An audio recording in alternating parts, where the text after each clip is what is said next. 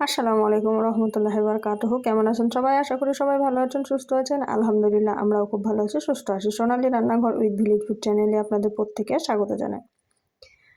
আপনারা অনেকে অনেক রকম পরোটা খেয়েছেন। আলু পুর ভরা পরোটা বা মূলোর পুর ভরা পরোটা, ফুলকপি পুর ভরা পরোটা, অনেক রকমের পরোটা হয়। যে যেমন ভাবে ইচ্ছা তেমনভাবেই খান। কিন্তু আজকে আমি একদম নতুনভাবে পরোটা তৈরি করব। আজকে দুপুরের বেঁচে যাওয়া আলু আর দুপুরের বেঁচে যাওয়া ডাল দিয়ে মজাদার পরোটা রেসিপি তৈরি করে দেখাবো, যেটা খেতে অসম্ভব মজার হয়। তো একবার হলেও বানিয়ে দেখবেন, খুবই মজার হয়। তো কিভাবে বানিয়েছি সেটাই আজকে আপনাদের সঙ্গে শেয়ার করি, চলুন।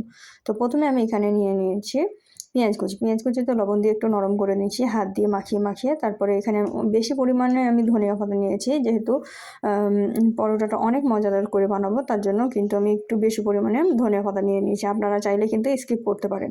ধনিয়া পাতা, কাঁচা লঙ্কা, আলু, আর এখানে অল্প পরিমাণে তেল দিলাম, সরষের তেল দিয়ে সব কিছু হাত দিয়ে ভালোভাবে মাখিয়ে নেব।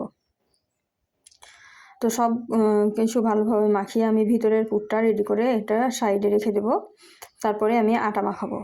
তো আগে আমি এটা রেডি করে নিচ্ছি। আর এই রেসিপিটা যদি একবার বাড়িতে বানিয়ে খান, তাহলে দ্বিতীয়বার বানাবেন, তৃতীয়বার বানাবেন, যতবার বানাবেন এইটাই বানাবেন, এতটাই টেস্টি হয়।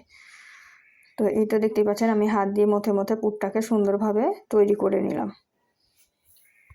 পুরটা আমি সাইডে রেখে নিলাম। এখন আমি একটা থালা নিয়ে নিয়েছি, থালার মধ্যে দিয়ে দিলাম হচ্ছে 1 বাটি আটা, আর ছোটো বাটির 1 বাটি দিয়ে দিচ্ছি ময়দা। এটা আটা ময়দা দুটো মিক্স করে তৈরি করছি। আপনারা শুধু ময়দা দিয়েও তৈরি করতে পারেন, আবার শুধু আটা দিয়েও তৈরি করতে পারেন। কোনো বাঁধা ধরার নিয়ম নেই যে শুধু আটা দিয়েই তৈরি করতে হবে বা ময়দা দিয়ে।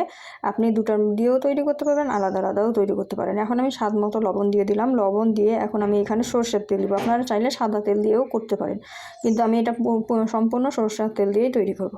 তো এখন আমি এটাকে ভালোভাবে ময়াম দিয়ে দেবো। এই ময়ামটা ভালোভাবে দিতে হবে, তাহলে কিন্তু পরোটাটা একদম খাস্তা হবে, খুব সুন্দর হবে পরোটা। তো আমার ময়াম দেওয়া কমপ্লিট হয়ে গেছে। এখন আমি এর মধ্যে দিয়ে দেবো দিনের কার বেঁচে যাওয়া ডাল। এটা কিন্তু টমেটো ডাল ছিল। তো ভাববেন না যে টমেটো ডাল বলে খেতে মজা লাগবে না, খেতে খুব অসম্ভব মজার হয়। আপনারা একবার হলেও এভাবে বানিয়ে দেখবেন কতটা মজা হয়। তো এভাবে কিন্তু জিনিসটা নষ্টও হয় না, আর খেতে দুর্দান্ত স্বাদের একটা পরোটা রেডি হয়ে যায়। তো আমি অল্প অল্প করে ডালটা দিয়ে হাত দিয়ে ভালোভাবে আমি একটা ডো তৈরি করে নেব। তো দেখতেই পাচ্ছেন আমি অল্প অল্প করে দিয়ে ডোটা তৈরি করে নিচ্ছি।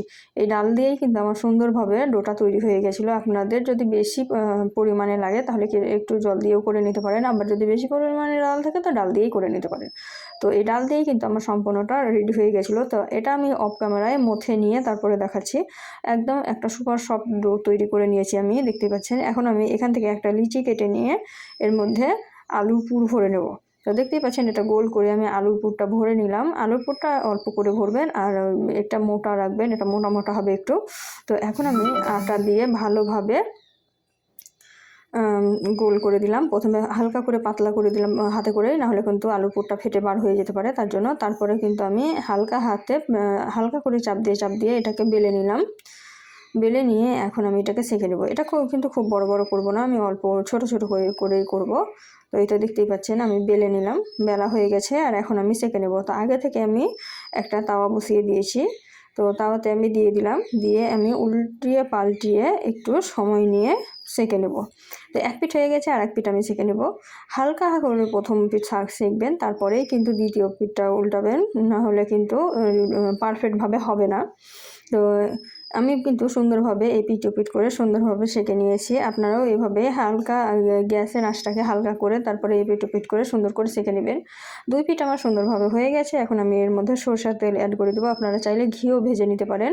এভাবে যদি পরোটা বানিয়ে খান এত মজার হয়। আর এখন শীতের সময় কিন্তু যে কোনো সবজি আমাদের অল্প করে রান্না করব ভাবলেও করা হয় না, অনেক তরকারি বেঁচে যায়। তো এভাবে কিন্তু তরকারি যে কোনো সবজি ভরে কিন্তু পরোটা তৈরি করে দেখবেন, খুবই টেস্টি হয় পরোটাগুলো। সাধারণ পরোটার তুলনায় অনেক মজার হয় এই পরোটাগুলো।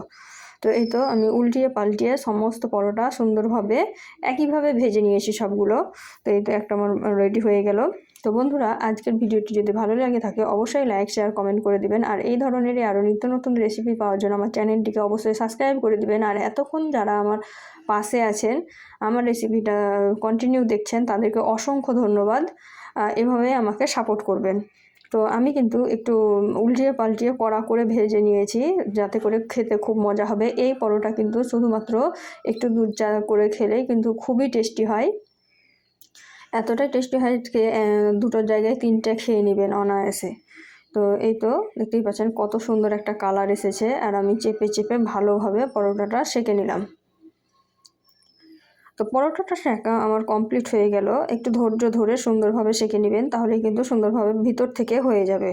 তো দেখতেই পাচ্ছেন পরোটাটা আমার হালকা হালকা ফুলেছে, খুব বেশি ফুলেনি। তো আমি এখানে ধনেপাতা পেঁয়াজ সব কিছু দিয়েছি, তো তার জন্য অত বেশি ফোলেনি। তো আমার এটা রেডি হয়ে গেল, আর এখন আমি একটা থালার মধ্যে নিয়ে নিচ্ছি। তো তারপরে আমি দেখাচ্ছি দেখুন, এই তো আমি এখানে দুধ চা বানিয়ে নিয়েছি, আর পরোটা আমি দেখাচ্ছি দেখুন কতটা ক্রিস্পি হয়েছে। দেখুন একদম মচমচে হয়েছে পরোটাটা, খুবই সুন্দর হয়েছিল।